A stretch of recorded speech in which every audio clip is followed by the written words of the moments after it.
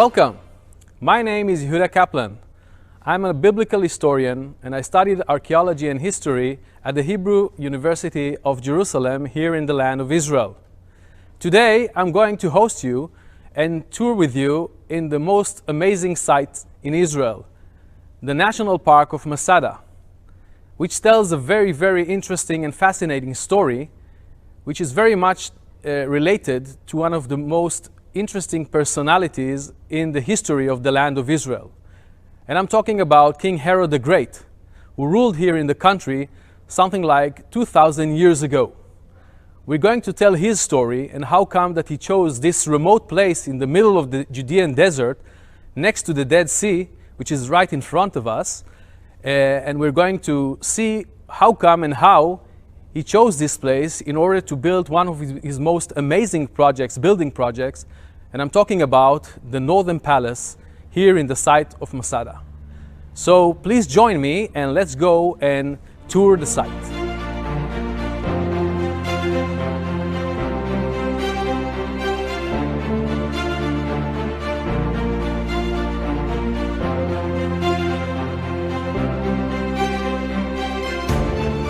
We're standing here in front of a very impressive model of Masada. Please follow me and have a look on what we actually see here. We can see that Masada is built on a platform. It's actually a natural platform. The mountain is isolated from the general hills that surround it, that belong to the Judean desert. We are located here in one of the driest points in the land of Israel. The average rainfall every year is less than 150 millimeters, which means that we are in the middle of the desert. So how come that King Herod decided to build here in the middle of nowhere one of his most remarkable fortresses and palaces? Pay attention that the platform of Masada is located on a hill or a mountain which is surrounded from all sides with very steep canyons.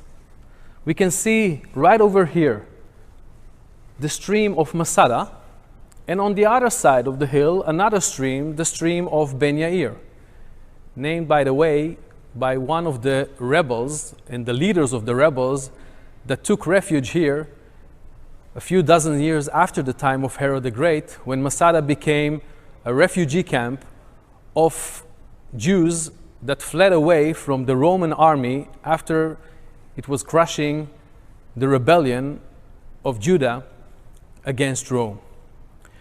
We're going to climb now on the mountain and see the different buildings that were built by Herod the Great, and we're going to ask the major question: how come that here in the most driest point, we can say almost on earth, we have such a thriving location with amazing buildings, palaces, and so. Join me and we're going to climb on the mountain.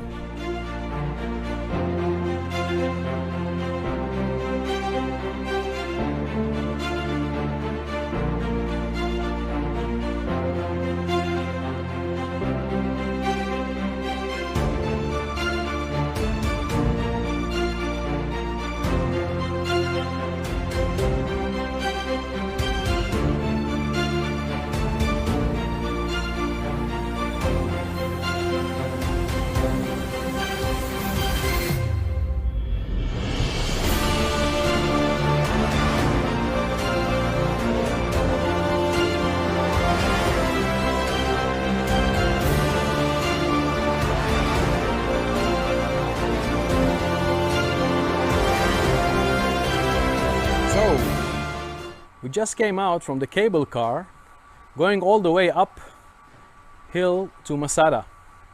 Of course, 2,000 years ago, that was not the way to get up the hill. People had to walk all the way up, or by foot, or maybe carried by mules, on what Josephus Flavius, the famous historian who describes Masada almost 2,000 years ago, when he tells us about what happened here at that time. And Josephus is talking about the snake path, a very long, narrow path that went all the way up, down the hill, to the top of the cliff. What we can see in front of us is one of the most magnificent views here in the land of Israel. We are located in the lowest point on earth, the Dead Sea. The Dead Sea, part of the Great Rift, the Syro-African Rift that runs from Anatolia, from modern Turkey, all the way down or south to Central Africa. And here, in the middle of it, we can see this lake, the Dead Sea. So salted that almost no living is possible here. Don't try to go fishing here because you won't find anything. It is created by the flow of the Jordan River, which comes all the way from the north of the country, from the Sea of Galilee, or the Sea of Tiberias, which is very known from the Gospels, of course.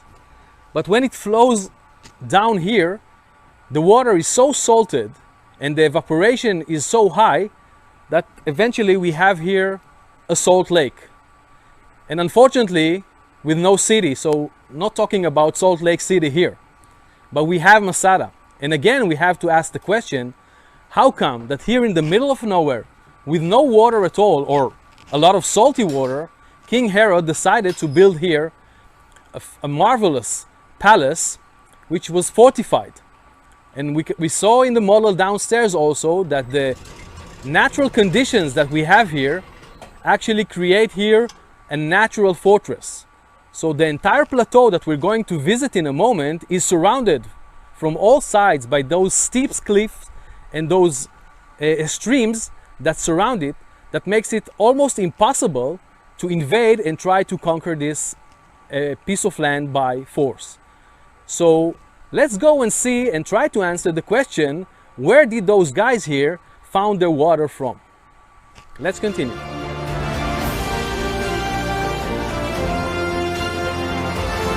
We are looking now at an amazing cave. It would have looked like a natural cave, but if we look carefully on the details, we can see that it is man-made. Maybe it was based on a natural cave on the cliff of Masada, but the people here excavated here the bedrock and created this amazing open space. The entry to it is very, very narrow. And you can see that even early in the morning, since it is facing eastwards to the Dead Sea and the Moab mountains that are right in front of us, in most of the day it is entirely in the shade. Looking on the walls of it, we can see a very, very thick layer of plaster. This is an hydraulic plaster, meaning that it can actually keep the water that was stored here. So we're talking about a cistern, a water cistern. And the capacity of this cistern is 1,400 cubic meters. This is a huge amount of water. But we said before that it hardly rains here in Masada. So again, the big question is, how could they actually fill those large cisterns? And when we talk about Masada, we're going to talk about something like 25 such huge cisterns with an overall capacity of almost 50,000 cubic meters. You'll never find here 50,000 cubic meters only from the rain. Even when it rains here, it is very sporadic. Maybe sometimes, if you're lucky, you're going to be here and it's going to rain above your head. And this is very interesting. So even the great historian Josephus Flavius, who tells us about the events that took place here 2,000 years ago, when he actually was one of the commanders, the leaders of the great revolt of the Jews against Rome that started in the year 66 of the current era, when he describes Masada, he says that our story here begins when Herod had to flee with his family from Jerusalem because his big rival, the last Hashmonean king, Matityahu Antigonus, actually was running after him, and he had to flee from Jerusalem, and after actually almost being killed in the site that later is going to build Herodium, south of Jerusalem, the entire family and the entourage of his are coming here to Masada and they find shelter on top of the cliff. They are in very, very bad conditions because they are going to be surrounded now by the army of Matityahu Antigonus, who was actually supported by the Parthian Empire. And okay, they have now the protection of the cliffs, but without water, this is going to be in vain. So they were really in a desperate situation, but suddenly what happened was like a miracle, and showers of rain started to pour down. And Josephus describes that the cisterns that were on top of Masada were filled with water. And in that way, Herod could actually leave his family and his men, something like 800 people, on top of the mountain and go to Petra on the other side of the Jordan Valley and the Arava desert, and from there to get to Alexandria, the port of Alexandria. There he took a ship, went to Rome, and a year after he came back with the support of the Roman army in order to reconquer back the kingdom of Judea, where he's going to become one of the greatest kings. So we have here this phenomena of those huge cisterns, and we still have to answer the questions: how could they get this amount of water in order to fill them, in order to make life possible here in this remote site of Masada? So follow me. Outside of the cistern, right over here, we have a very, very interesting phenomena. We can see here a built aqueduct, and we can tell that it was meant for carrying water because you can see the same plaster, the thick plaster layer right over here, which is covering the aqueduct. And if we follow it from the top hill, it goes all the way down, and from a hole right over here we can see that the water could fill the cistern. So we have here a hint. We can say that the water was carried all the way to the top of the mountain, and from there, via this aqueduct, the eastern cistern was filled with the water. Again, we have to go back to the major question: where did they get the amount of water to fill those cisterns? So let's go now to the top of the mountain, to the plateau. Follow me.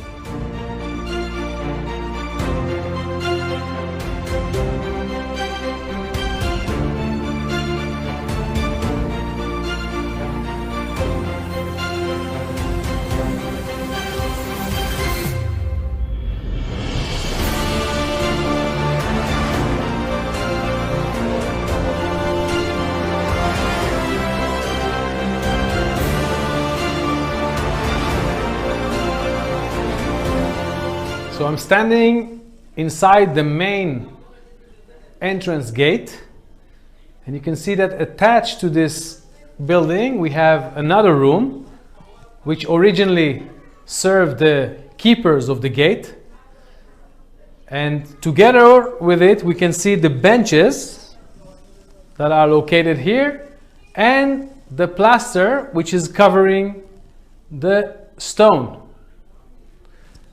This plaster is called stucco, and it is actually imitating large stone slabs which maybe originally were painted, and they imitate maybe pieces of marble.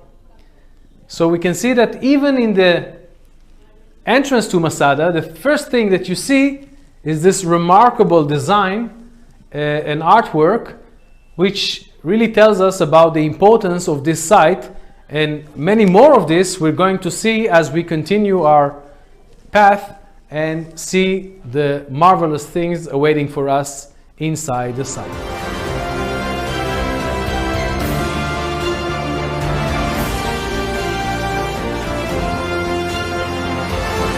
We are now on top of the plateau of Masada, after we climbed the mountain and we entered through the main gate, which was on the eastern side of the mountain. Right in front of me, we can see another beautiful model, which gives us a general overview of Masada. If you follow my finger, you can see here the snake path. This is how ordinary people used to climb to Masada 2,000 years ago. And after this long climb, in this very, very steep and snake-looking like path, they would reach here the main gate that we just saw. After passing the checkpoint, they will be able to enter into the large plateau, this Table Mountain of Masada. So we can see here in the model the huge plateau, this natural plateau of the Table Mountain of Masada. Remember, it's an isolated mountain which is surrounded from all sides with very, very steep cliffs. By the way, the altitude from the top of the mountain here all the way down to the Dead Sea is almost 400 meters. So try to imagine that somebody wants to conquer this mountain climbing all the way from the east. The major building that Herod built here eventually was the Northern Palace. This is the complex that you're going to see in a moment with me. And look that it is a very, very large complex. The most important part of it are the 3 steps that are just in front of you. And don't worry, we're going to visit each one of them in a moment.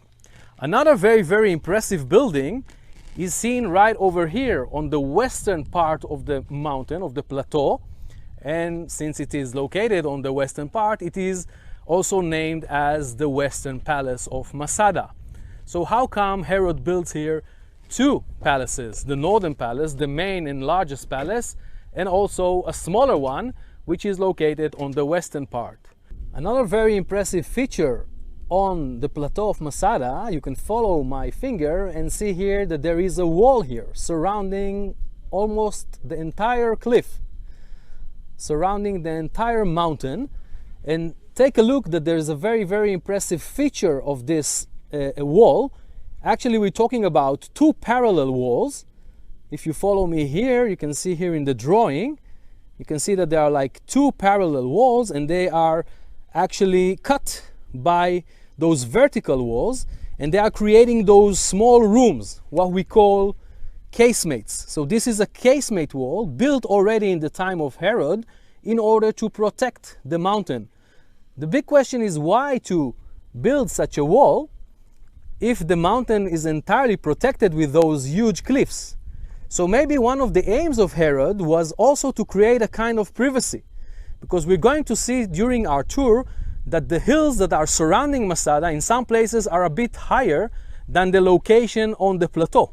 Therefore, maybe Herod wanted to create such kind of a protection of privacy for the dwellers of the mountain, the palaces, when it was inhabited by him. So from here, let's go on and visit this amazing palace of Herod the Great, the Northern Palace of Masada.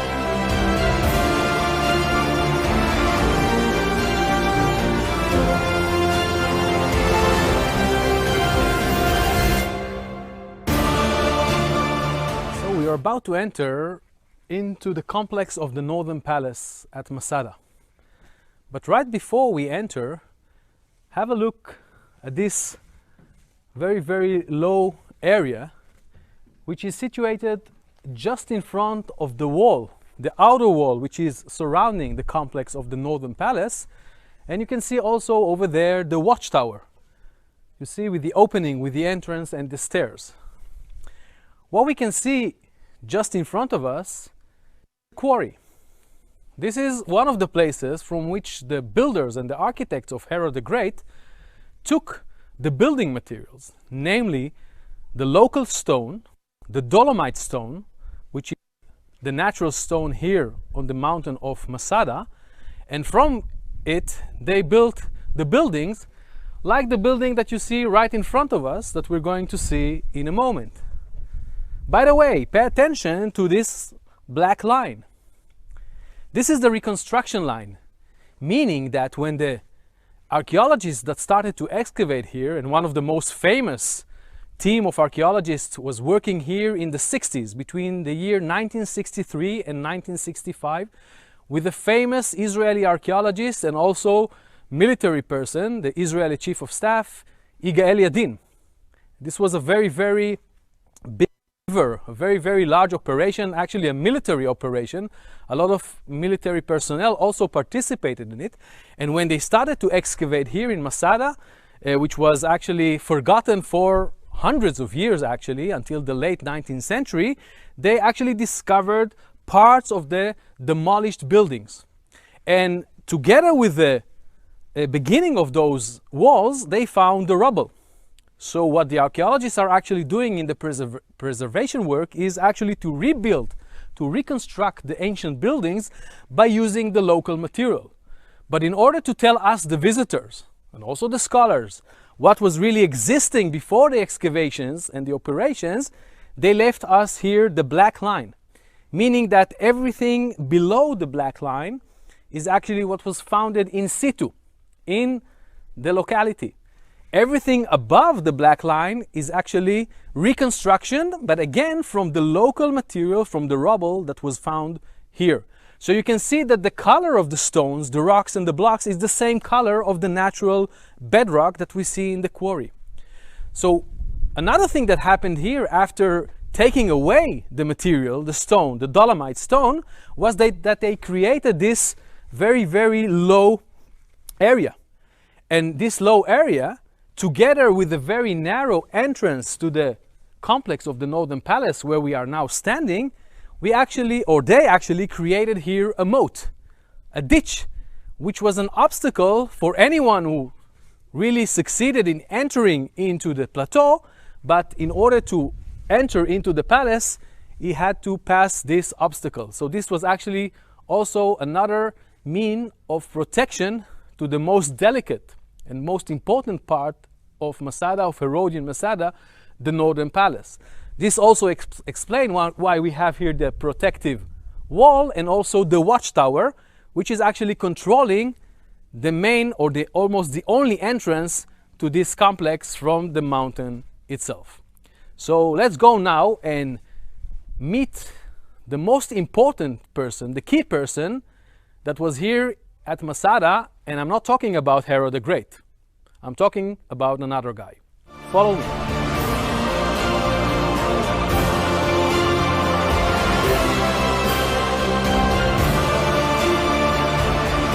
So now I find myself in the middle of an open court, surrounded with those openings into rooms. You have to imagine now that we are here 2,000 years ago, and the entire buildings that are around me, the rooms that are surrounding me, were covered with roofs. So actually I'm now in a patio, in an inner courtyard of a very, very large building. Actually, believe it or not, I'm now in a Roman villa. And I want to show you one of the wings of this villa, and then we're going to talk about the person who was actually probably living here in this Roman villa in Masada. So from the inner court, from the patio, follow me and let's go inside to one of the wings. You can see that welcoming us are two pillars, rounded columns that are at the entrance. They are creating this monumental entrance, showing us that we are one of the most important parts of this building. If we enter to one of the rooms, and again, pay attention to the reconstruction line, meaning that up to here, this is what the archaeologists found. Everything above it is a reconstruction. So it means that also the entrance and the lintel to the entrance was recreated, but probably it was also made of wood. And see here another very interesting thing, how thick the wall is. I'm talking about something like 1/2 meter wall of a private room, okay? I'm not talking about a fortification. We are now in this villa. And you can see that it's very, very thick. Why to create such a thick wall? And again, you can see it right over here in the outer wall of the room, because the thickness of the stone, of the rock, is actually giving us the isolation needed to live here in those very, very harsh conditions in the middle of the desert. Meaning in the daytime, in daylight, when it's very, very warm here, and temperatures can reach here in the summertime to 45 degrees with no problem in noontime. So the thick wall is actually giving us the isolation from the outside. You can see that there are hardly any windows here. Maybe they were windows, but they were not found because they were probably in the higher part of the room. But the small windows were enabling us to bring in light, enough light needed to light the room during daylight, but also to prevent the heat from outside to enter inside. Don't be confused. During the night, temperatures here can drop dramatically. Again, in the middle of nowhere, in the desert. So the thickness of the walls are actually giving us also the isolation from the cold during the nighttime, especially when we are talking in winter time. Another very, very interesting feature that we can see here is what is covering the stone, the rock, the local rock. You can see here a reconstructed very, very thick layer of plaster. In this case, this is not the hydraulic plaster that we saw inside the cistern. This is a more bright plaster. And look what is actually covering the plaster. We can see here a colored drawing. And this is what we call the fresco. Fresco, very much similar to the word fresh in English, which derives from the Latin word fresco, which means fresh. And this is a very, very special technique that was used in the Roman world, in Herod's time, in order to decorate the walls of the buildings. It means that we are talking about a villa in the middle of nowhere in Masada, which was meant for the key person here in Masada. And I told you it's not Herod the Great, it's another man. We're talking probably about the guy, the official, who was responsible to make sure that everything in Masada was ready to welcome Herod, his family, and his entourage when he decided to come here either for recreation, to have a good time in the Dead Sea. I can imagine that it was usually during the winter time when the temperature here are really, really nice, when in Jerusalem it's quite cold, or more important, if there was a time of emergency, when it was needed to flee from Jerusalem or from Caesarea, where he had another important palace on the seashore. And if emergency demanded it, he could come here with a group of military personnel, with his family, with his officials, and take refuge in Masada. The guy who was responsible to make sure that everything here was ready to welcome here probably lived in this large villa that we see only one wing of it. So probably we're talking about a very, very loyal person in the entourage of Herod the Great, and because he was so important, probably he had also those actually luxuries in the place where he was living, namely the villa. Pay attention to the other side of the room, and you can see again from the tiny pieces that the archaeologists found on the ground when they were excavating. Okay, the people that are responsible for conservation in the Israeli Authority and in the National Parks Authority, actually what they did here, from those tiny pieces, they reconstructed the original form and model of those fresco designs.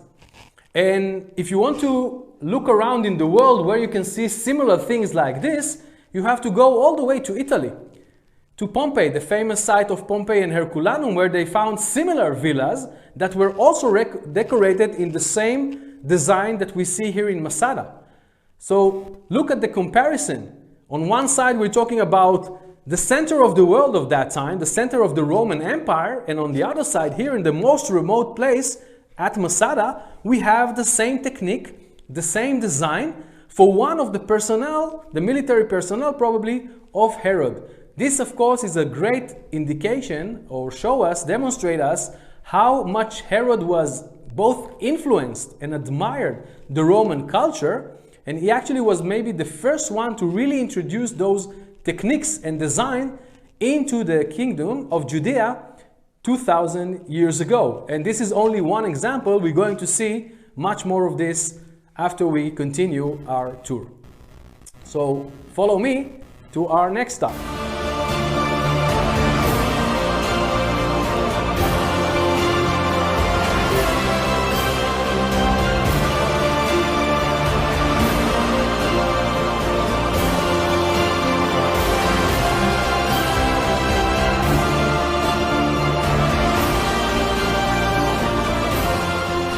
We are still in the same complex of the Roman villa of the commander of the mountain.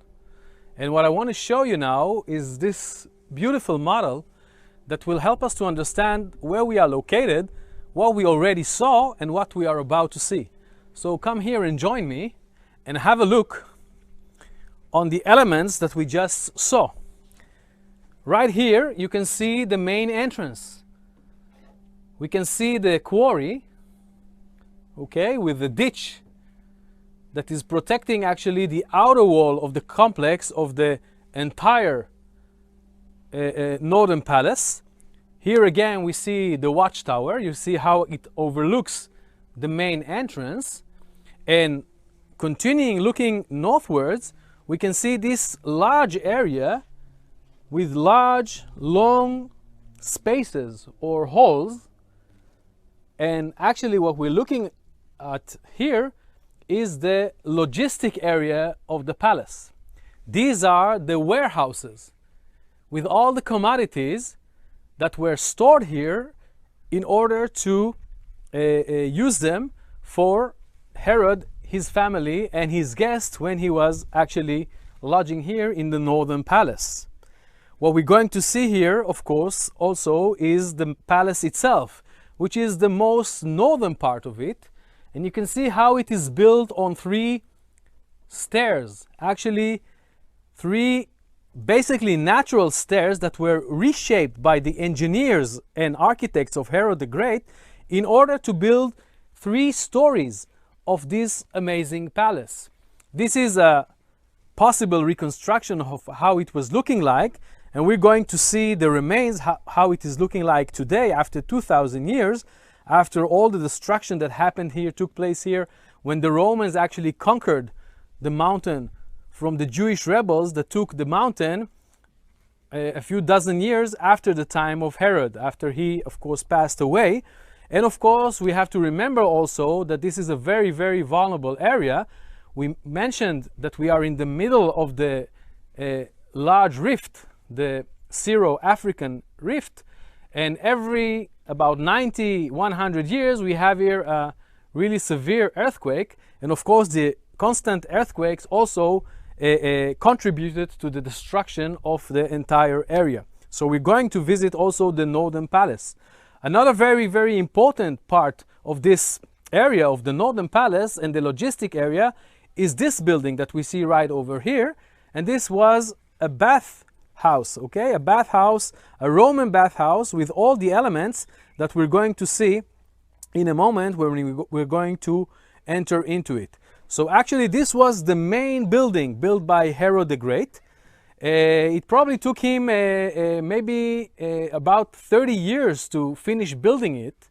One of the maybe the hints that we have of how long it took him to build it is that we know that in the year 15 before the current era, a very, very important personality in the Roman Empire, actually the vice Caesar, Herod, one of Herod's a big friend, Marcus Agrippa, visited the kingdom of Judea, and probably we know that he visits several locations, of course, probably Jerusalem, Herodium, maybe also other fortresses, but Masada is not mentioned in that visit, and this is maybe because the northern palace still was not accomplished.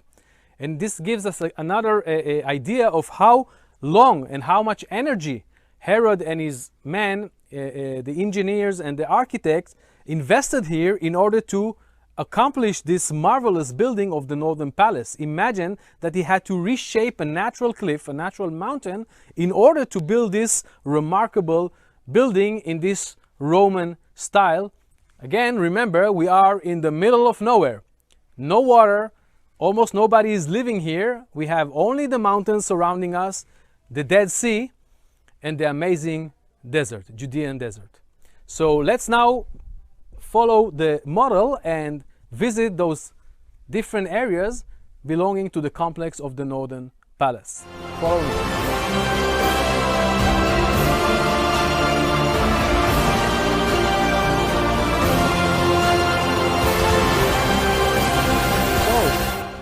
Look where we are located now. You see that we are in a very, very long corridor, which today in the national park is the main way to get into the most northern part of the Northern Palace complex.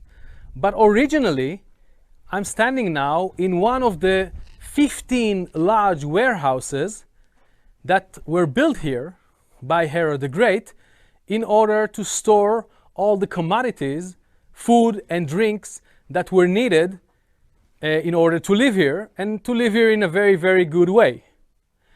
Pay attention again to the reconstruction line. You can see here that the original hall was actually built from the same dolomite rocks. It was covered with plaster, so it had this homogeneous looking like. And see here how the reconstructors actually rebuilt it from, again, the same material that was found here. But how was it looking like when they started to excavate here? Pay attention to the other side and have a look on this very large area filled with rubble, and you can see again that the material is the same material. So compare what you see here on the western part of the logistic area, the warehouse area, and what we're going to see in a moment when we're going to see the other half of it, which was reconstructed. Okay, so again, this is how the archaeologist actually is finding the site. This is what is going to happen after a reconstruction work. I invite you now to follow me and enter into one of those warehouses, and let's try to ask ourselves what actually the servants of Herod actually were keeping here inside those warehouses. So follow me.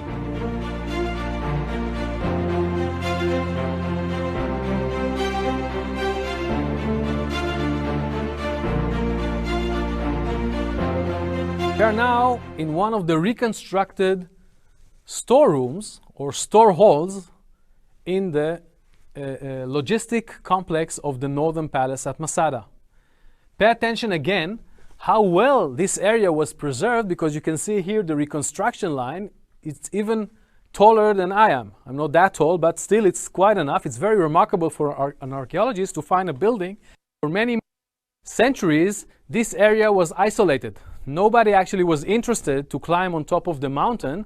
Therefore, when the first explorers, European and American explorers who arrived here in the late 19th century, they could actually see those remains in a very, very good shape if we think about the time that passed when they were actually demolished and destroyed. What I want you to see here is how large this storage hall is. And remember, we're talking about something like 15 of these that were only in the Northern Palace. So try to imagine what was the multitude of commodities that be stored here. For example, if we talk about jars for liquids like olive oil, like wine, of course water. If we talk about food like grain or dates or olives or other commodities and food that was used during that time. Do we have any idea what was actually stored here? So surprisingly, yes, we have. Not only that the archaeologists here found pottery and pottery shards of the mainly jars, storage jars that were actually the room was filled with, they also found labels that were written with ink on the pottery.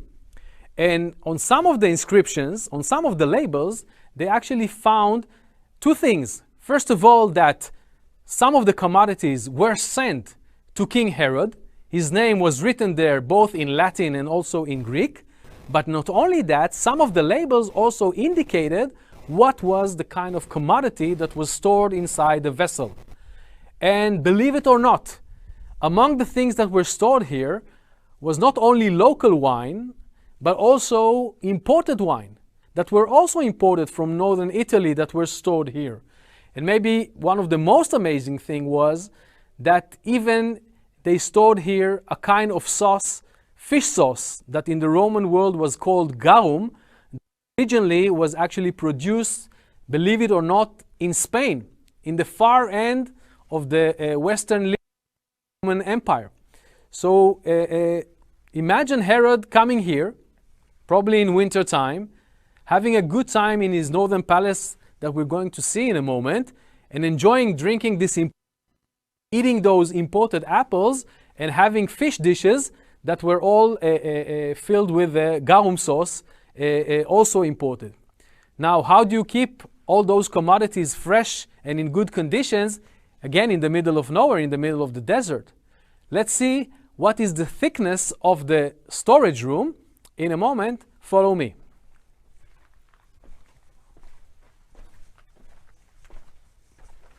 So I'm now at the entrance of this large storage room, and you can see again how thick the walls of it are. Again, the thickness in order to create this isolated condition between the outside where I'm standing now, and it's really quite hot in this early time at Masada. We're now at the end of summer, but imagine that we are in the middle of summer, so the temperatures outside are very, very high. But once you enter inside the storage room, you are first of all roofed, and the thickness of the walls are actually keeping the low temperature. And in that way, all those commodities were kept fresh. One very interesting thing that Josephus is telling us when he's talking about the rebels, the refugees that came to Masada during the revolt of the Jews against the Romans in the year 67 actually, is that they found the storage room. They were filled with commodities that were here already from the time of Herod.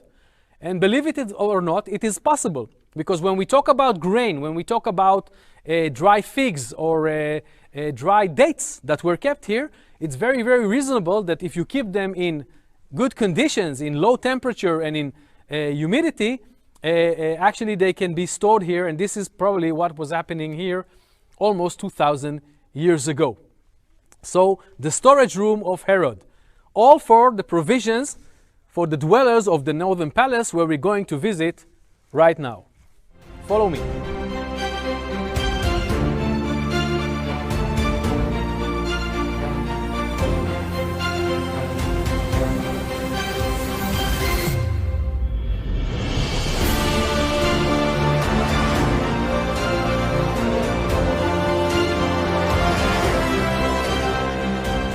We find ourselves in another very impressive building, which is part of the complex, the logistic complex of the Northern Palace at Masada.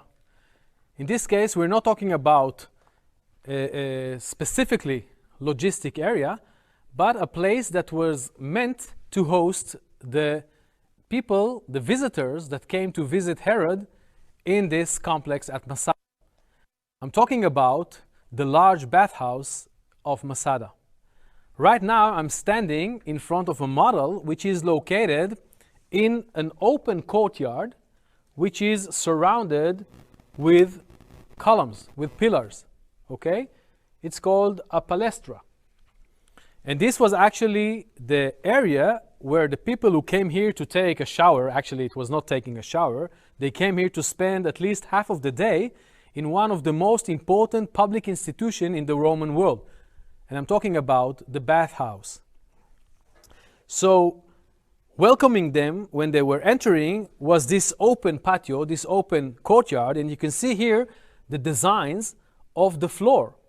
These were all made of mosaic, another technique that was already known in the Hellenistic world and here in the land of Israel, but during Herod's time it was actually improved. And in a moment you're going to see the real thing.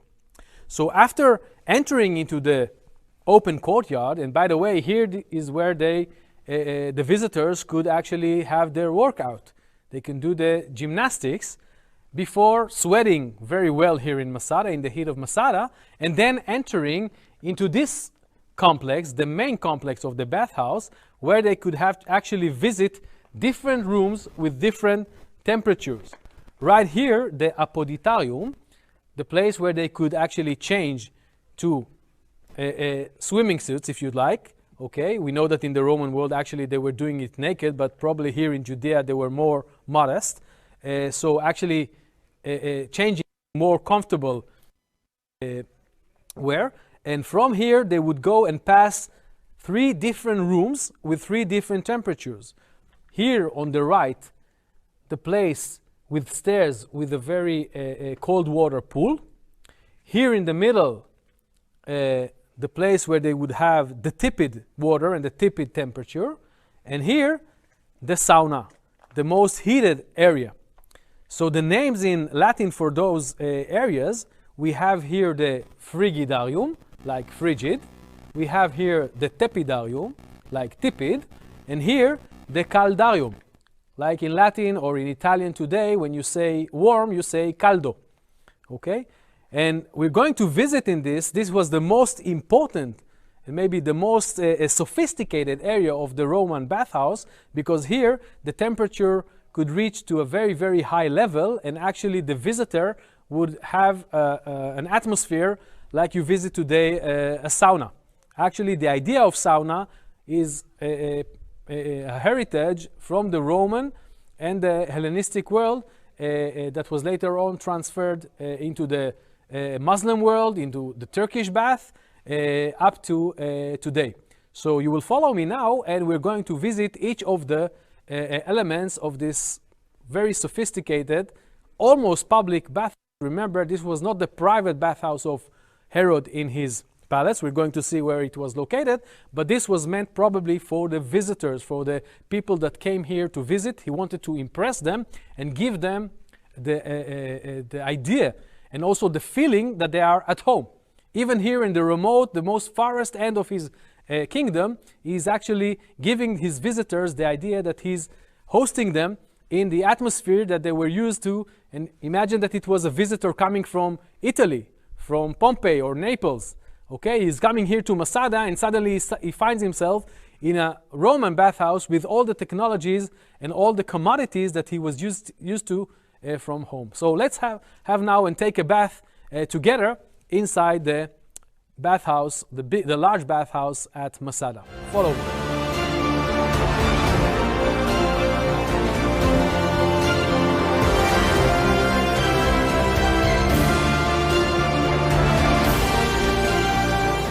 Okay, so welcome to the changing room here at the main house of Masada. No, I'm not going to undress myself, but this was the main purpose of this room during Herod's time.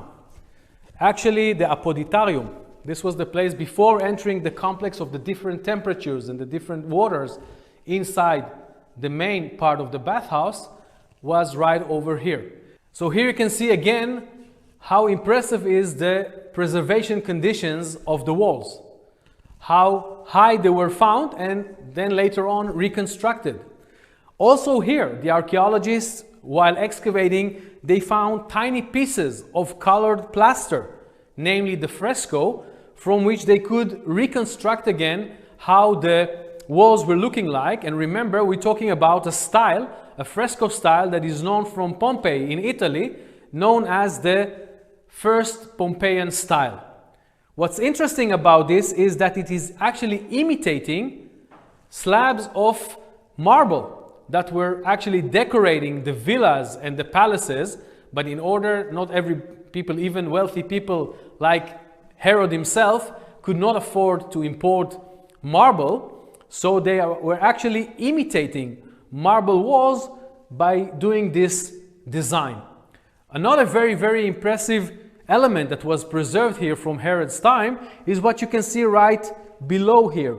You can see those triangles in 2 colors, in a bright color and a black color, in the shape of triangles. And you can see that originally the entire floor of this room was decorated in such a manner.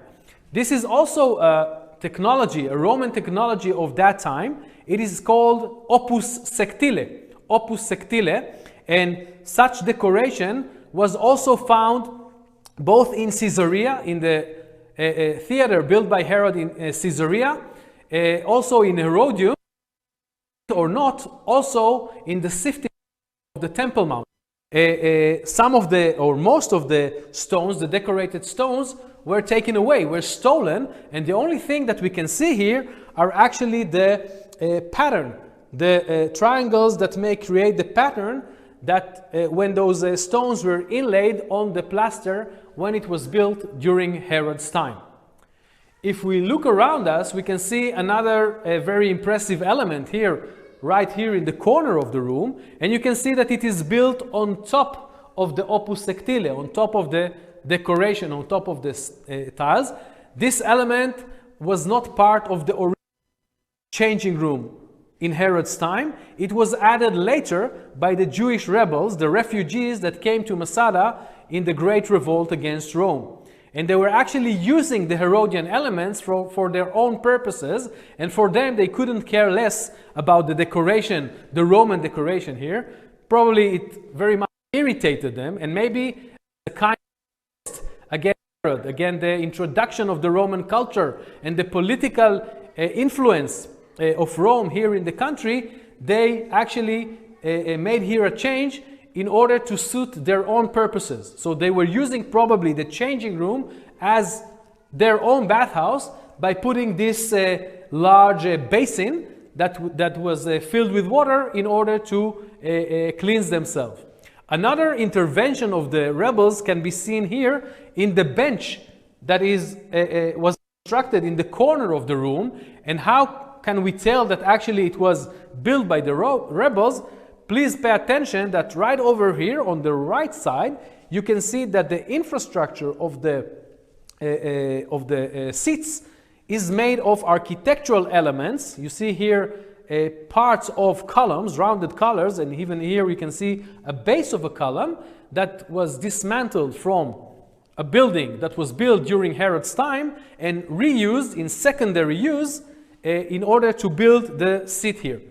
So this is a phenomenon that is found in Masada. We can see how the rebels were reusing architectural elements and building material for their own purpose when they were living here, around more than 900 people that were surrounded here by the Roman army when they came here to really crush the final or the last phase of the Judean revolt against them. So after changing our clothes, let's enter inside and try to enjoy from the different temperatures that the main bathhouse could give us. Follow me.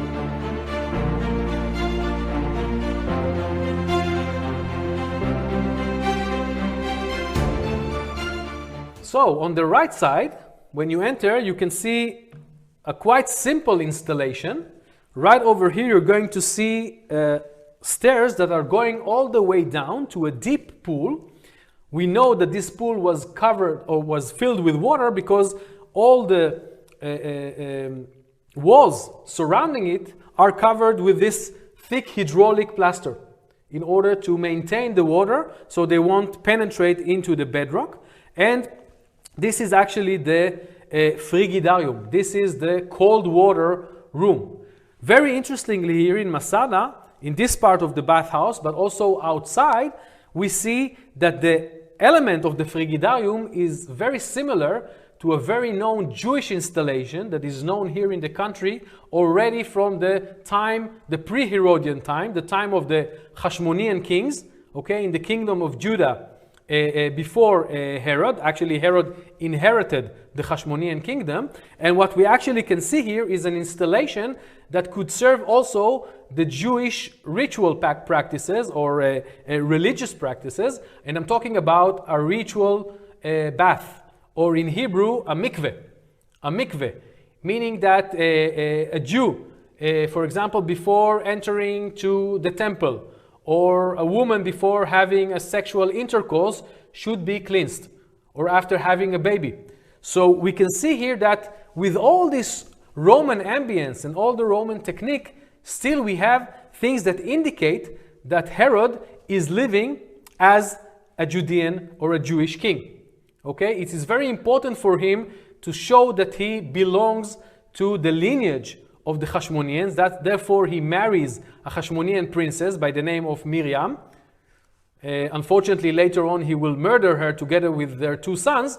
But anyway, for him, in order to show his legitimacy, okay, the fact that he is actually part of the Hashmonean lineage, it was important to marry a member of the Hashmonean family, ruling family. But not only that, he wanted to show himself as what we call a kosher Jew, and therefore we see also in the Herodian building here in Masada and in other places that we have those Jewish elements inside the building complexes of him.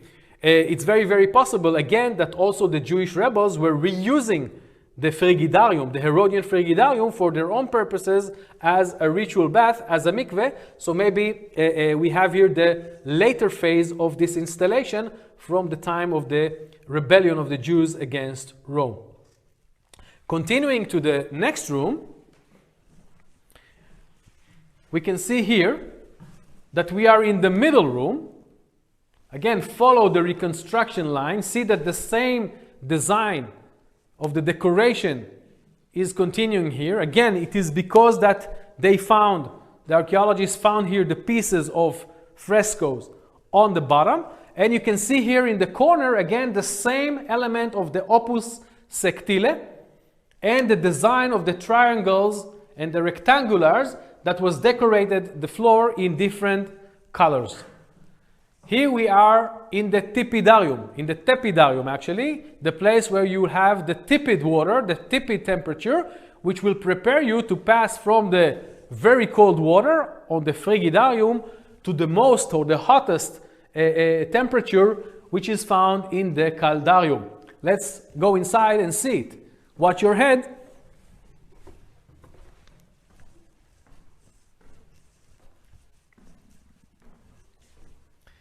Maybe one of the most sophisticated elements in the entire building projects, the Herodian building projects at Masada, is in this hall. First of all, pay attention again to the preservation line.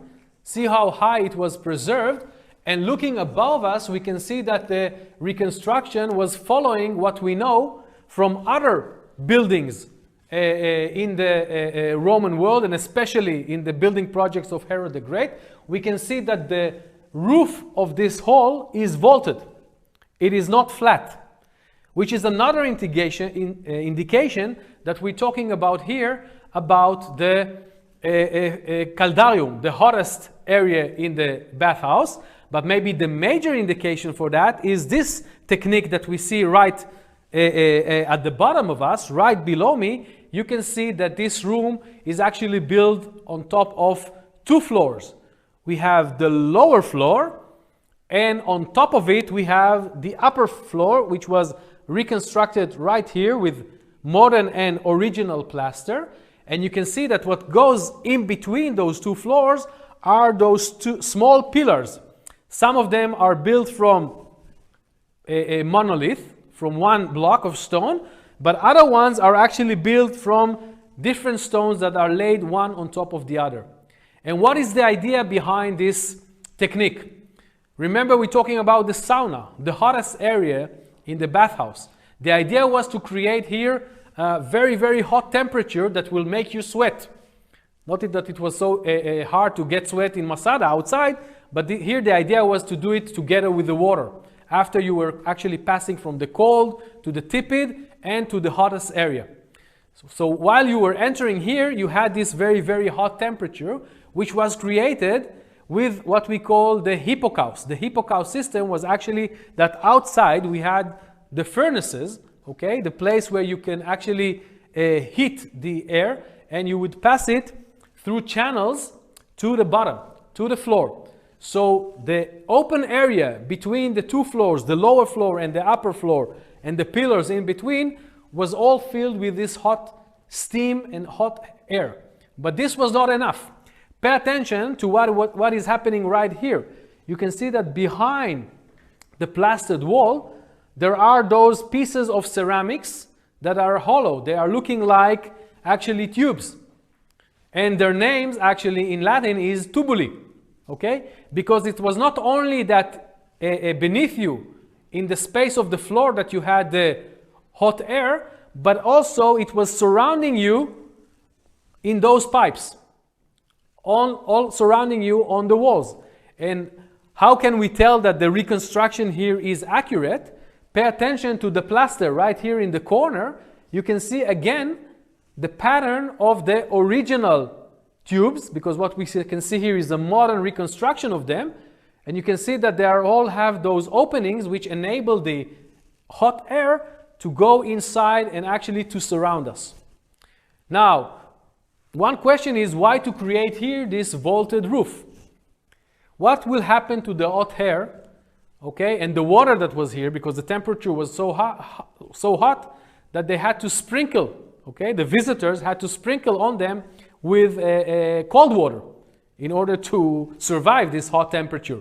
But what will happen to the water when they are actually becoming very, very hot?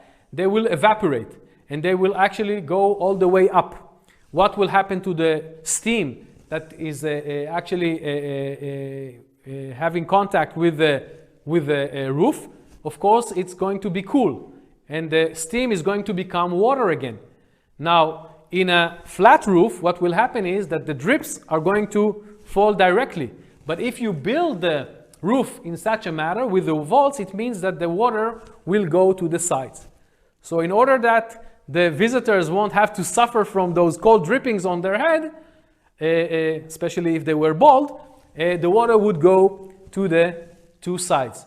And that is the major way to find out when you are actually excavating a complex of a bathhouse. When you find those techniques of the hippocaust and you have the vaulted or a dome on top of the roof, it means that you are in the area of the hot water or the steam, the sauna, which is called again in Latin the caldarium. So after having this good shower or good bath, and remember the people that were visiting here, they didn't come here to have a bath of like 20 minutes.